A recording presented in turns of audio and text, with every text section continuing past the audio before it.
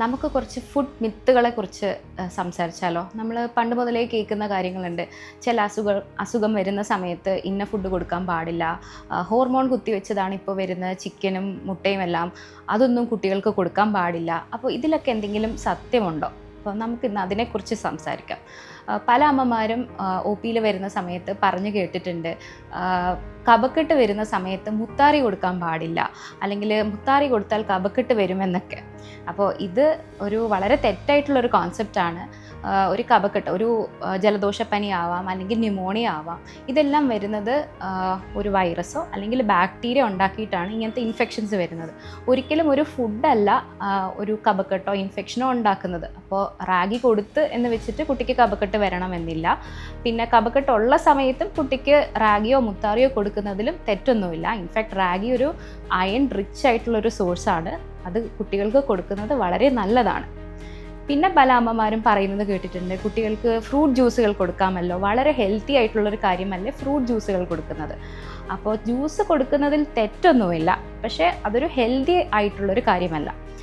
എപ്പോഴും നമ്മൾ പഴങ്ങൾ, ഫ്രൂട്ട്സ് ഹോൾ ഫ്രൂട്ടായിട്ട് കൊടുക്കുന്നതാണ് എന്തുകൊണ്ടും ഫ്രൂട്ട് ജ്യൂസ് കൊടുക്കുന്നതിനെക്കാട്ടും നല്ലത്. അപ്പോൾ അതെന്താണെന്ന് വെച്ചാൽ, നിങ്ങൾ ഫ്രൂട്ട് ജ്യൂസ് ആക്കുന്ന സമയത്ത് പഴങ്ങളിലെ ഫൈബർ എല്ലാം നശിച്ചു പോകും. അത് മാത്രമല്ല, നിങ്ങളതിൽ കൂടുതലായി വെള്ളം ചേർക്കും.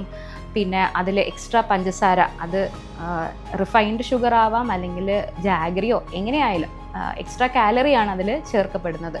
ഇനി കുട്ടികൾക്ക് പൊതുവേ മധുരം കൂടുതൽ ഇഷ്ടമുള്ളതായിരിക്കും. അപ്പോൾ കൂടുതലായി അമിതമായി ജ്യൂസ് കുടിക്കുകയാണെന്നുണ്ടെങ്കിൽ പിന്നെ അങ്ങോട്ടുള്ള ഭക്ഷണവും കുട്ടികൾ കഴിക്കുന്നത് വളരെ കുറവായിരിക്കും. അപ്പോൾ നിങ്ങൾ ഡെയിലി ജ്യൂസ് കുടിക്കുന്ന ഒരാളാണെന്നുണ്ടെങ്കിൽ ചിലപ്പോൾ നിങ്ങളെ കുട്ടി നെക്സ്റ്റ് ഫുഡ് കഴിക്കുന്നത് അളവും ചിലപ്പോൾ കുറഞ്ഞു എന്ന് വരാം.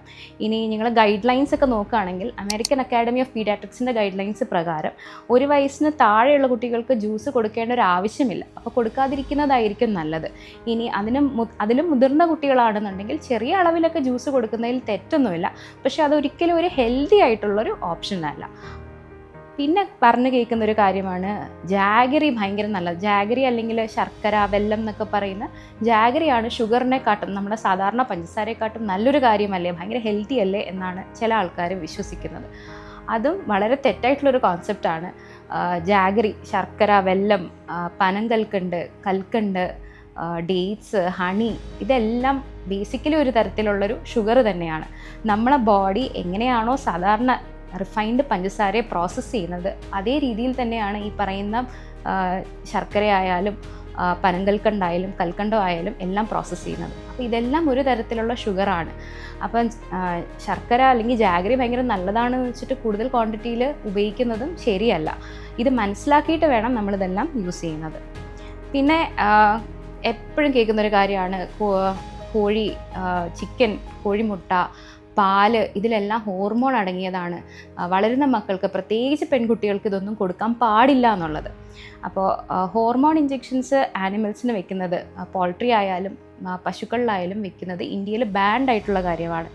ശരി, ഹോർമോൺ ഇഞ്ചെക്ഷൻസ് ഒന്നും വെക്കുന്നില്ല എന്ന് ഞാൻ പറയുന്നില്ല. ഇല്ലീഗലി പല സ്ഥലങ്ങളിലും അത് ചെയ്യുന്നുണ്ട്, ഹോർമോൺ ഇഞ്ചെക്ഷൻസ് വെക്കുന്നുണ്ട്. എന്നിരുന്നാലും ഹോർമോൺ നമ്മൾ ഈ പറയുന്ന ചിക്കൻ ആയാലും മീറ്റ് ആയാലും നമ്മുടെ ഒരു ഇന്ത്യൻ കുക്കിംഗ് സ്റ്റൈലിൽ എല്ലാം നല്ല ഹൈ ടെമ്പറേച്ചേഴ്സിൽ പാകം ചെയ്തിട്ടാണ് നമ്മൾ കഴിക്കുന്നത്. അപ്പോൾ ഇത്രയും ഹൈ ടെമ്പറേച്ചറിൽ ഈ പറയുന്ന ഹോർമോൺ നശിച്ചു പോകും.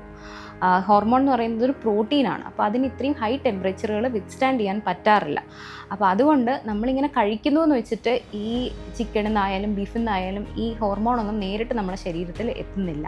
അത് മാത്രമല്ല, നമ്മളെ വയറിലെ ആസിഡ്, ദഹനത്തിന് വേണ്ടിയിട്ടുള്ള ആസിഡുകൾ ഈ പറയുന്ന ഹോർമോണുകളെയും നശിപ്പിക്കും. അതുകൊണ്ട് ഈ മുട്ടയോ, കോഴിമുട്ടയോ, കോഴിയോ, ബീഫോ ഒക്കെ നമ്മൾ കുട്ടികൾക്ക് കൊടുക്കുന്നതിൽ ഒരു തെറ്റുമില്ല. ഇതൊക്കെ വളരെ നല്ല ഗുഡ് ക്വാളിറ്റി ഓഫ് പ്രോട്ടീനാണ്.